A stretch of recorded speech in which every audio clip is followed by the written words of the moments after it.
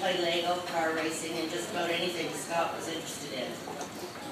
My early memories are of Scott and Dad lying on the floor watching TV together. Scott was like Dad's little shadow. He was so cute watching them. Wash the car. Of course, Scott got more on him than the car, so usually he had his cute little underwear on. He really hated getting dirty. If he got any dirt on him, he'd rush in the house and say, "Mom, dirt, wash it off, quick." I first left home when Scott was about 12 years old, so I wasn't around for his teenage years. Maybe that's just as well.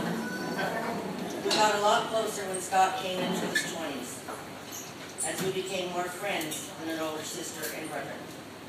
He shared his current music with me, and we got a better chance to talk to each other and discuss adult stuff. I was so proud of the man he was becoming. He quit school in grade 12 mainly because I think he was bored.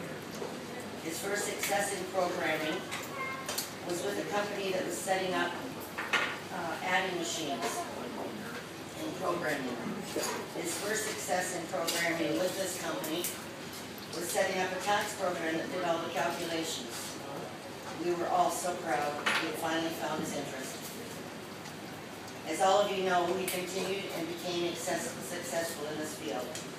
He started a company with a partner in Mississauga and went all over the world showing off and teaching his special programs he developed for the car business.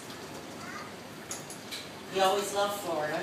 He and his wife at the time, Debbie, would come down and stay at our mom and dad's condo in Seminole. It was then that he fell in love with Florida.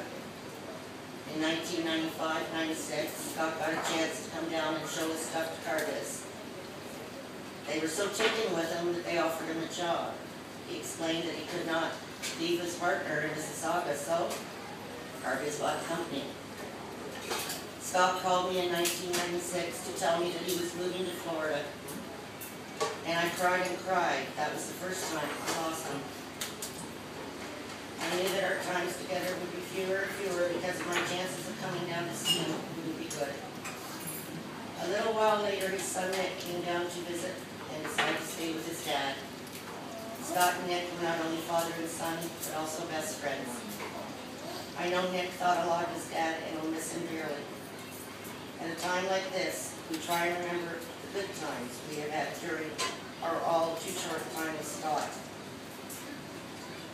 My mom and Dad passed away in 2005, spent 25 years of winters down here, and were able to spend time with Scott and Nick.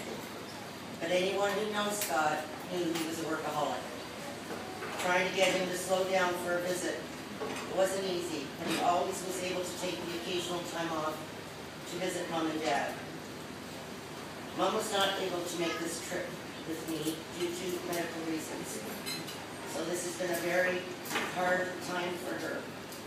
But all of your messages, prayers, and positive feedback on Facebook during Scott's hospitalization were a great help to both of us in Canada.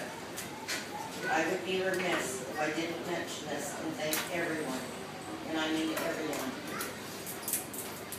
for their kind words, and I know I speak for them too. The dates surrounding Scott during his last month were very significant to Mom and I. First, August 10th, the day Scott was admitted to the hospital, was the date that our Mom and Dad met. Second, the day Mom and Dad were married was August 30th. One of Scott's last days with us. And finally, today, September 6th, was our dad's birthday. Dad would have been 89 today, and I know he welcomed Scott with open arms and will take care of him up above. He probably wasn't too happy that Scott came to him at such an early age, but I know in my heart that Scott will be his little shadow once again. Most of you know that recently Scott was involved in the paranormal, and I think this gave him peace of mind when he realized his time was short. I know if there's a way to contact us in the future, Scott is the one who will find it. I know our dad has because I have felt his presence in the last few years. In fact, when Scott and I were very, very young, Dad smoked and he would put us on his knee and blow out these We used to get quite a kick out of it. Put our fingers through them and break the holes. Anyway, at least 3 times over the last few years, I have been sitting by myself and of course with a cigarette. And one perfect smoke signal has formed in front of me, stayed in front of me, and then moved across the room before dissipating. In closing, I would especially like to thank Tom, Jackie, and Scott, number 2, for putting Scott's needs before their own during the past couple of weeks. I know Tom was at his side every day and kept in touch with Mom and I to keep us informed. Jackie was our initial contact and also spent a great deal of time with Scott, and Scott, number 2, has been there also. Thank you guys for everything you have done and are still doing. Also, to everyone who has been involved in setting up the celebration of Scott's life, Laura has been my contact through this, but I know there has been a team who have worked hard to make it a success and have done everything without asking Nick and I to do anything, which we have appreciated. I would also like to thank Keith for the hours that he had spent on making the CD presentation you're watching tonight and the copies to take home to my mom. Thank you.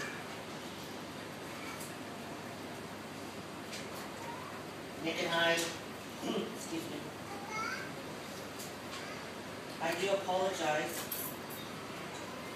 if I have forgotten to thank anyone, but at this time I'd also like to thank Friendly's Tavern for allowing us to be here tonight. It's very nice of them, thank you. So let's remember my brother Scott's life. Excuse me, sticky hands. Tonight, to know he is watching down on us and is as thankful as Nick and I are for all the marvelous friends and memories he has been able to take with him. Thank you all so much.